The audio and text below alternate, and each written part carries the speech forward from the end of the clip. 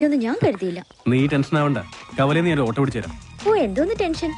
Merit അടിസ്ഥാനത്തിലല്ലാതെ കാട്ടാപ്പള്ളിയുടെ റെക്കമെൻഡേഷനിലാണ് ജോലി കിട്ടിയതെങ്കിൽ അത് വേണ്ടെന്ന് വെച്ചിട്ട് പോരാനാണ് എന്റെ തീരുമാനം. ഏതായി ചപ്രത്തലേ? എന്നെ മനസ്സിലായെന്ന് തോന്നുന്നു. ഞാൻ മഹാചട്ടമ്പി ആണെങ്കിലും എന്നെ വിശ്വസിക്കാം. ഞാൻ ദശമൂലം വൈദ്യരാണോ? ശിവനാണല്ല. തല്ലിന് പോകുന്നതിന് മുമ്പ് ദശമൂലാരിഷ്ടം കഴിക്കുന്നത് കൊണ്ട് ചിലർ അങ്ങനെ വിളിക്കും.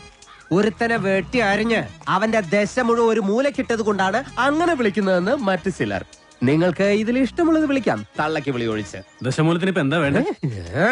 അതെ, കാട്ടാപ്പള്ളിക്ക് ഒരുപാട് ശത്രുക്കൾ ഉള്ളതാ. അതുകൊണ്ട് കാട്ടാപ്പള്ളി കെട്ടാൻ പോകുന്ന ഈ ഡോക്ടർ പെണ്ണിന് നേരെയും ചിലപ്പോൾ ആക്രമണം ഉണ്ടായേക്കാം. അതിനൊരു പ്രൊട്ടക്ഷൻ എന്ന നിലയിൽ ഒരു കാവൽ പട്ടിയെ പോലെ എന്ന് ഞാൻ ഉണ്ടാവും. എനിക്ക് ആരുടെയും പ്രൊട്ടക്ഷൻ ആവശ്യമില്ല. ദശമൂലം പോണം. അയ്യോ, അങ്ങനെ പറഞ്ഞൂടാ. പിന്നെ ഞാൻ എന്തിനു വന്ന? അതെ, എപ്പോഴും ഡോക്ടറുടെ നേരെ ഒരു കണ്ണ് വേണമെന്ന് മുതലാളി പ്രത്യേകം പറഞ്ഞതുകൊണ്ടാ. ധൈര്യമായിട്ട് നടന്നോളൂ.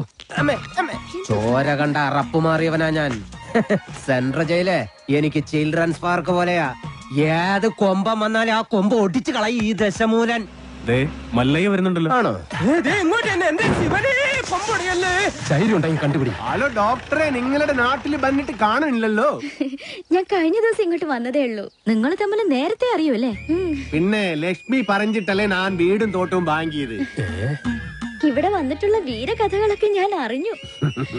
ആ കാട്ടാപ്പള്ളി ഇപ്പോ എന്നെ കെട്ടണമെന്ന് സ്വയം തീരുമാനിച്ചങ്ങ് നടക്കുക. അവന്റെ ഹോക കേളു. ഇവിടെ ഇപ്പൊ ചോദിക്കാൻ ആനുണ്ടല്ലോ. ലക്ഷ്മി ധൈര്യമായിട്ടിരിക്കെ. മനസ്സിലെ ആഗ്രഹം പോലെ എല്ലാം നടക്കും. ഒരെണ്ണം ജീപ്പിനകത്തും ഒരെണ്ണം പുറത്തും. അഷ്ട സാക്കൽ വാ. നീ ഒരു കാതൽ മല്ലയ്യ തന്നടാ. അപ്പൊ പോട്ടെ. എങ്ങാനും വന്ന എന്റെ ശവം കാണേണ്ടി വരും. അതെ, ഒന്ന് നിന്നേ. അയാൾ എന്നെ കണ്ടായിരുന്നോ? പിന്നെ കണ്ടോന്നോ? കണ്ടല്ലേ? ഞങ്ങള് കാര്യവും പറഞ്ഞു. എന്തു പറഞ്ഞു? ഇനി മേലിൽ പ്രൊട്ടക്ഷൻ എന്ന് പറഞ്ഞ് പുറകെ നടന്ന തന്റെ മുട്ടുകാല് തല്ലിയൊടിക്കുന്ന മല്ലയെ പറഞ്ഞിരിക്കുന്നത്. ചുമ്മാ പറഞ്ഞായിരിക്കുമല്ലേ? ചുമ്മാ പറഞ്ഞതാ. അയാൾ ശരിക്കും പറഞ്ഞതായിരിക്കും. അയാൾ ചെയ്യുമെന്ന് പറഞ്ഞ ചെയ്തിരിക്കും. കുടുംബത്തുകാർ വെട്ടിപ്പറിച്ചിട്ടിട്ട് പോകും. പിന്നെ നിങ്ങക്ക് താല്പര്യമില്ല, ഞാൻ ഇനി നടക്കുന്നില്ല. പോരാ. ഭയങ്കര ചിരിയങ്ങളെയൊക്കെ ആയിരുന്നല്ലോ. നിങ്ങൾ തമ്മിൽ അത്രയ്ക്ക് അടുപ്പാ? നല്ല അടുപ്പാ. ഇനി വല്ല പ്രേമവും മറ്റാണോ? ഹലോ, ഒരു മിനിറ്റ്. ഇതാ വരുന്നേ.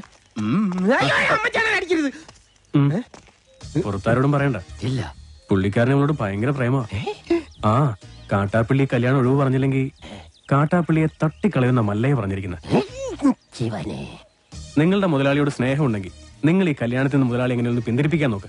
അല്ലാതെ മറ്റു കാര്യങ്ങളൊന്നും പോയി പറയണ്ട. ഇല്ല, ഞാൻ ഒരിക്കലും പറയില്ല. ശിവനാണ്. വന്നു കിടന്ന് ഉണ്ണിത്താന്റെ മുന്നിൽ ചെന്നു. മല്ലയ്യ കർണാടകയിൽ എന്തോ മന്ത്രം ചൊല്ലിയതും ഉണ്ണിത്താൻ ചാടി എണീറ്റ് കേട്ടെ. ചാടി എഴുന്നേറ്റ് പഞ്ചായത്ത് ഗ്രൗണ്ട് വഴി 2 റൗണ്ട് ഓടി. ഒന്ന് പോടോ. കൂടി വന്നാൽ മല്ലയ്യ ദശമൂലം ദാമൂന്ന് പറഞ്ഞു കാണും. ഉണ്ണിത്താൻ അത് കേട്ടൊന്ന് ഞെട്ടിയും കാണും. ഇപ്പൊ അതൊന്നുമല്ല പ്രശ്നം. ഡോക്ടർ ലക്ഷ്മിയെ കാട്ടാപ്പിള്ളി കെട്ടു, അവ മല്ലയ്യ കെട്ടുവന്നാ. പെണ്ണിന് വേണ്ടിയുള്ള യുദ്ധം ചരിത്രാതീത കാലം മുതലേ തുടങ്ങിയതാ. പണ്ട് അമേരിക്കയിൽ എന്താണ് സംഭവിച്ചത്? ഈ നായിന്റെ മോനെ ഇനി ഞാൻ കൊന്നു കളയും. നീ എന്ത് പറഞ്ഞാലും എന്തിനാണ് അമേരിക്ക പോകുന്നത്? അത് പോട്ടടാ രാമു. അല്ല പിന്നെ ഇവനെന്താ സായിപ്പ് ഉണ്ടാക്കിയത്? വേലിൽ നീ വായനശാലയിൽ പുസ്തകം വായിച്ചോണ്ടിരുന്ന നിന്റെ കണ്ണി ഞാൻ കുത്തിപ്പൊട്ടിക്കും. ഓ, എന്റെ കയ്യിൽ എസ് മോഡൽ കത്തിയില്ലാതായി പോയി. പാലിന്റെ പാത്രം ഒഴിഞ്ഞെങ്കിൽ തന്നോളൂ.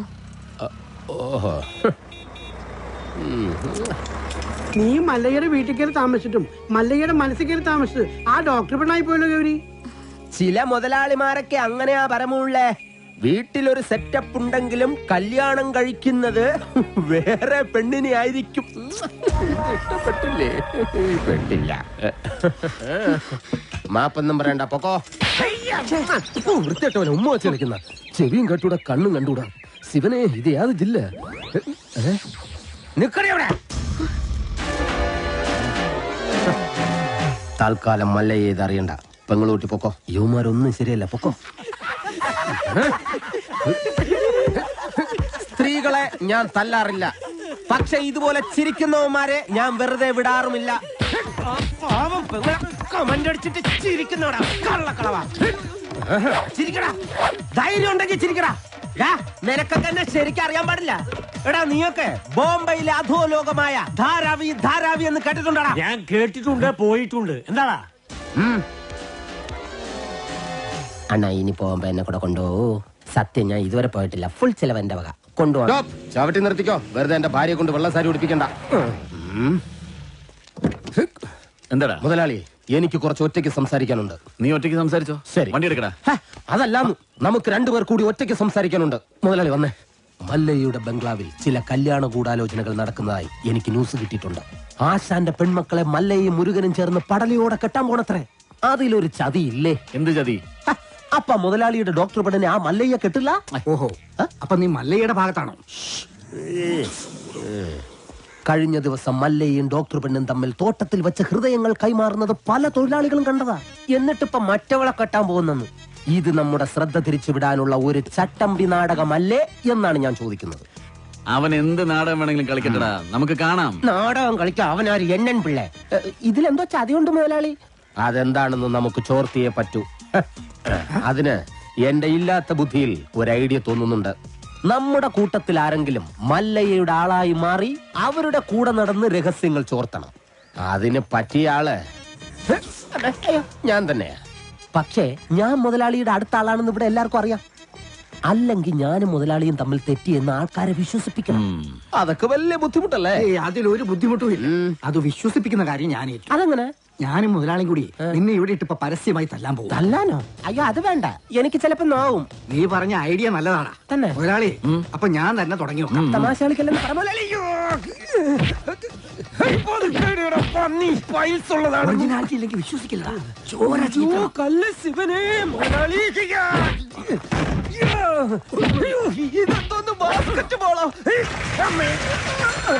വേണ്ട, മേലിൽ നിന്റെ മുതലാളിയുടെ മുന്നിൽ കണ്ടുപോരുത്. മല്ലയ്ക്ക് സ്തുതി പറഞ്ഞവൻ മല്ലയ്യയുടെ കൂടെ പൊക്കോണം. ഇനി എന്റെ കരുത്ത് മുഴുവൻ ഞാൻ മല്ലയ്ക്ക് വേണ്ടി ഉപയോഗിക്കൂടാ. കാട്ടാപ്പള്ളി ഇനി അവിടെ വരെ എങ്ങനെ നടന്നെത്തുവെന്തോ. ഇത്രയും കാലം കാട്ടാപ്പള്ളിയുടെ കൂടെ നടന്നിട്ട് എന്ത് ധൈര്യത്തിലാണ് നിങ്ങളുടെ കയറി വന്നേ? പൊക്കണം. ഞാൻ പോവൂല. നിന്നോട് പോകാനല്ലേ പറഞ്ഞത്? ഞാൻ പോവൂലെന്നല്ലേ ഞാൻ ആദ്യമേ പറഞ്ഞു. കിടക്കുന്നത് കണ്ടില്ലേ? അത് ചോദിക്കണേ. ചോദിച്ചു പാവം കിട്ട.